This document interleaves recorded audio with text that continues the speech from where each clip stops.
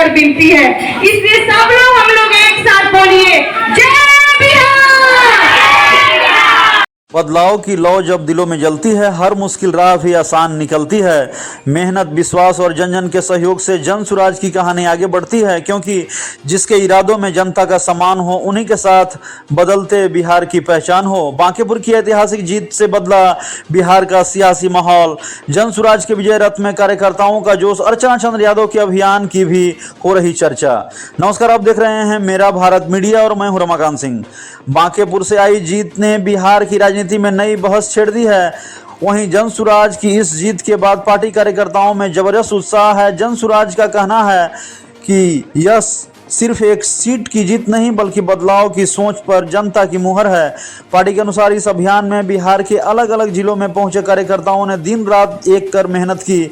औरंगाबाद की महिला जिलाध्यक्ष एवं नवीनगर विधानसभा की पूर्व उम्मीदवार अर्चना चंद्र यादव का नाम भी उन कार्यकर्ताओं में लिया जा रहा है जिनके लगातार जनसंपर्क कर पार्टी को संदेश लोगों तक पहुंचाया। और पेश है हमारी विशेष रिपोर्ट, क्योंकि बांकीपुर उपचुनाव में जन सुराज की जीत के बाद पूरे क्षेत्र में जश्न का माहौल देखने को मिला। वहीं पार्टी कार्यकर्ताओं ने फूल मालाओं विजयी उम्मीदवार को स्वागत किया, एक दूसरे को गुलाल लगाया, मिठाइयां बांटी और बदलाव का बिहार के नारों से माहौल को उत्साहपूर्ण बना दिया। जन सुराज कार्यकर्ताओं के अनुसार चुनाव प्रचार के दौरान औरंगाबाद की महिला जिलाध्यक्ष एवं नवीनगर विधानसभा की पूर्व उम्मीदवार अर्चना चंद्र यादव ने धूप और बारिश की परवाह किए बिना लगातार गांव-गांव और मोहल्ले में पहुंचकर महिलाओं, युवाओं और आम मतदाताओं से संवाद किया। वहीं महिलाओं के बीच एक अलग ही भाव भरा। पार्टी का कहना है कि उन्होंने अपने जोशीले संबोधन में प्रशांत किशोर के विजन, शिक्षा, रोजगार, बेहतर स्वास्थ्य व्यवस्था और पारदर्शी शासन जैसे मुद्दे को प्राथमिकता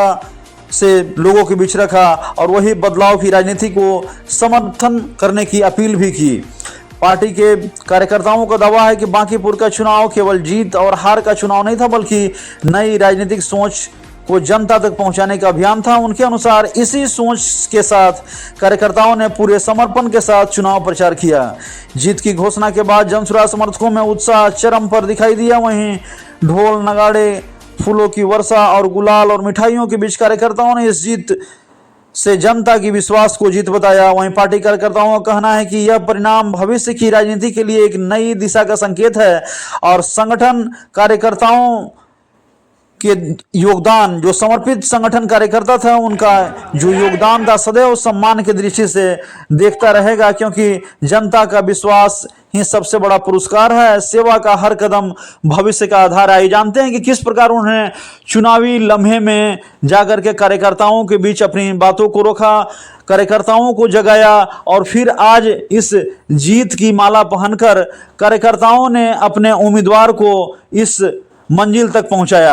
आइए दिखाते हैं कि किस प्रकार उन्होंने जा कर उसे जो है कार्यकर्ताओं में एक अलग भाव भरा, वोटिंग के प्रति, लोगों में बिहार बदलाव के प्रति, और आज उसका जो मुकाम है उसके ऊपर आज जन सुराज पार्टी को जीत नसीब हुई। आप इनसे रूबरू होने आई अगर मन में कोई भी आशंका हो, क्योंकि आप लोग ने लगातार एनडीए को वोट दिया है। अब हम लोग आपसे हाथ जोड़ के अपील कर रहे हैं जन सुराज के सूत्रधार आदरणीय प्रशांत किशोर जी को, जो आपके प्रत्याशी भी है, उनको मत देना है। तो हम चाहेंगे कि हमारे सूत्रधार और आपका भाई, आपका बेटा, आपका परिवार का अभिन्न अंग, एक बार उसे मत दीजिए। हमारे सूत्रधार और आपके प्रत्याशी आदरणीय प्रशांत किशोर जी को मैं अपना माइक दे रही हूँ, वो आपको बताएंगे कि प्रशांत क्यों जरूरी है। बहुत बहुत धन्यवाद। यहाँ जितना लोग बैठा है, कितना बार नेता लोग का भाषण सुन लिए हैं। जो आया है यही कहा कि हमरा के वोट दे दीजिए, हम आएंगे तो आपका सब काम हो जाएगा। सुनते सुनते आपका उम्र बीत गया। ये देखिए कितना लोग कह रहा है यही भगवान के अवतार आए हैं, यही सबको तारेंगे। ऐसे ही गुरबक बना के आप वोट आदमी ले लेता है, आप वोट लेने के बाद फिर अब वो नेताजी भेटाने वाले नहीं ना देखेंगे। तो देखिए हमारा पार्टी वाला आया है लोग, तो आपको कह रहा है प्रशांत जी सबसे बढ़िया है। कल भाजपा वाला आएगा तो कहेगा देखिए यही मोदी जी सबके भगवान के अवतार है। लोग एकदम दिमाग घूम जा रहा है, लोग कहाँ जाए, जो आ रहा है तो यही कह रहा है। कि हमको वोट दीजिए, हम आएंगे तो हम सुधार देंगे। हम आपको हाथ जोड़कर कह रहे हैं हमको वोट देने से सुधार नहीं होगा। हम झूठ ना बोलते।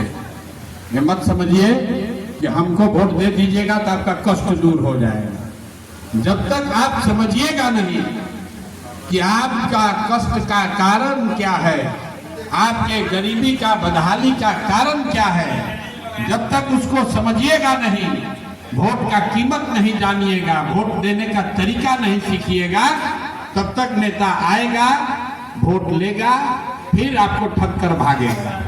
तो पहला बात जानिए, हमारे जीतने से आपका जीवन नहीं सुधर सकता।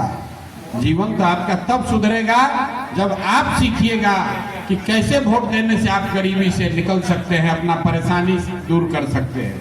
इसी पटना में आपके अगल बगल देखिए कोई कितना बड़ा धनी आदमी भी रह रहा है। इसी पटना में कोई बर्तन मांज के भी अपना जीवन बिता रहा है।